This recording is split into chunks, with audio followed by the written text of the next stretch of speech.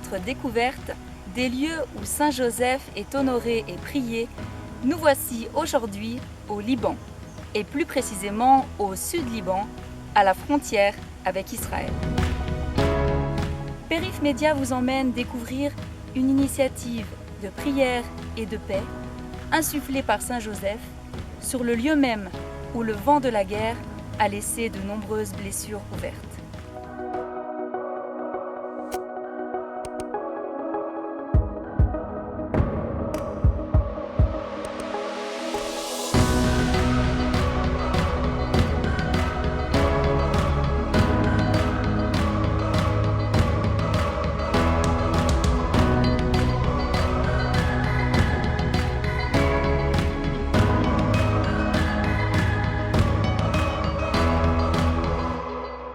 Sur cette frontière longue de 79 km, les hommes et leur gouvernement s'affrontent depuis 50 ans. Aujourd'hui complètement hermétique, cette frontière matérialise les relations fermées entre Israéliens et Libanais. Interesting facts about the war in 2006. It started in Qawzah, what we call the Islamic resistance, taking Israeli soldiers hostage, and of course, subsequently the war broke out, and Qawzah was in the center of the battles. The Israelis invaded the town, they took it over, they destroyed the church, they almost destroyed the whole town. Pourtant, une frontière, n'est-ce pas ce lieu où l'on va à la rencontre de l'autre ? La Bible fourmille d'exemples d'hommes et de femmes qui ont pris la liberté de passer des frontières, malgré les traditions et les idées reçues.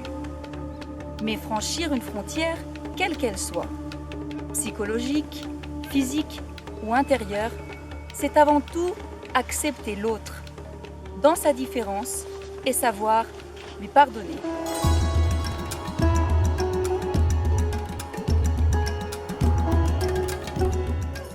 Après la guerre de juillet 2006, le père de la paroisse, avec la comité de la paroisse et le maire et le président de la municipalité, ont décidé de construire un statue pour Saint Joseph. Et il a souhaité que la main de Saint Joseph prolonge dans tout le pays et unit tous les membres politiques et civils et religieux pour le bien de notre pays et surtout l'accompagnement. De tout temps, je rêvais à la paix au Proche-Orient. Parce qu'à ce moment-là, en 1970, personne ne croyait à la paix du Proche-Orient. J'ai senti que je devais écrire quelque chose d'original sur la carte d'invitation et aussi sur l'image souvenir qu'on laisse après l'ordination. J'ai écrit Nabil Hajj, prêtre pour la paix au Proche-Orient. Alors la première fois que Béatrice est venue me parler de son projet, j'ai senti vraiment un battement de cœur. Alors voilà une deuxième fois, qui croit, elle, comme moi, à la paix au Proche-Orient. J'ai applaudi et j'ai senti vraiment Dieu me dire, tu vois, je n'ai pas oublié ta prière. Je n'oublie pas le souhait profond de ton cœur. C'est la délégation catholique à la coopération qui offre à Béatrice l'opportunité de gagner le Liban. Elle est envoyée en mission au collège Saint-Joseph des 5 Heures à Ain Nebel, en tant qu'enseignante de théâtre et de musique. Elle rencontre un monde musulman bienveillant et chaleureux, au travers de ses classes mixtes composées d'élèves chrétiens et musulmans. Au même moment, le synode des églises orientales fait part de son souci concernant le présent et l'avenir de la vie monastique au Moyen-Orient. L'Orient s'asphyxie en se coupant de ses racines.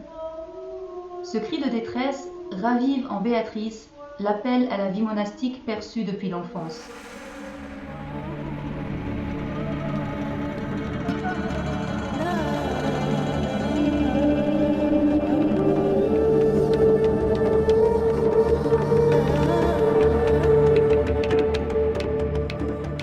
Cette colline Saint-Joseph appartient au diocèse maronite de Tyr.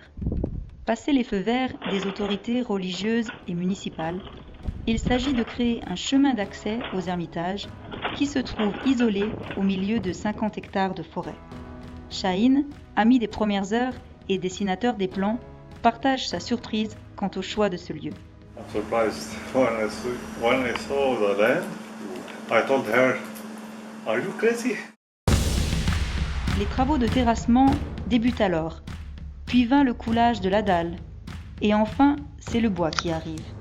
Pas moins de 20 tonnes de bois seront nécessaires pour construire les ermitages.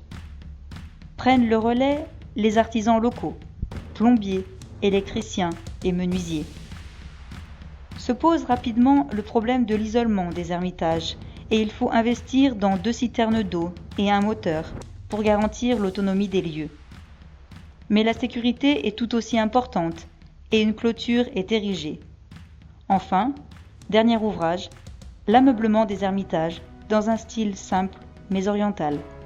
Tapis au sol, pouf et table basse. Vu les circonstances que nous avons vécues, pour moi, il faut se satisfaire du minimum et choisir des projets à court terme.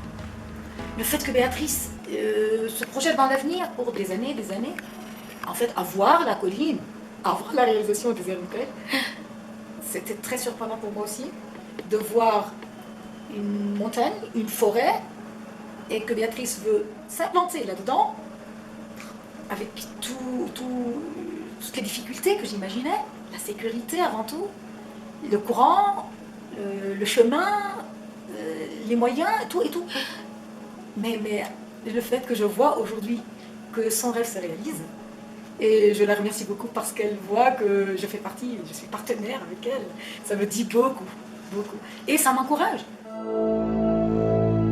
Je crois à la prière, et comme je crois vraiment que la prière va seule résoudre ce problème du Proche-Orient, et voilà, c'est pour cela que je prie tous les jours pour la réussite de ce projet.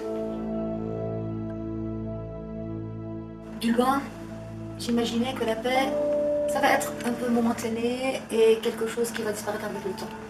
Mais en fait, en voyant le projet se réaliser, j'ai plus de confiance que la paix, c'est pas quelque chose de terrestre. Ça n'a aucun lien avec la terre. C'est céleste. La paix, c'est plus elle est profonde, plus elle est incarnée dans le ciel, plus elle se réalise. Et je peux avoir confiance en une paix qui vient d'ailleurs, de plus loin qu'ici. La paix, si elle ne vient pas du ciel, on ne la voit jamais s'établir sur terre. Dans ce projet, je sens qu'il y a un rêve qui s'est réalisé. Je sais que cette paix est loin d'être établie, mais je crois que ce projet, cet ermitage, est une petite flamme.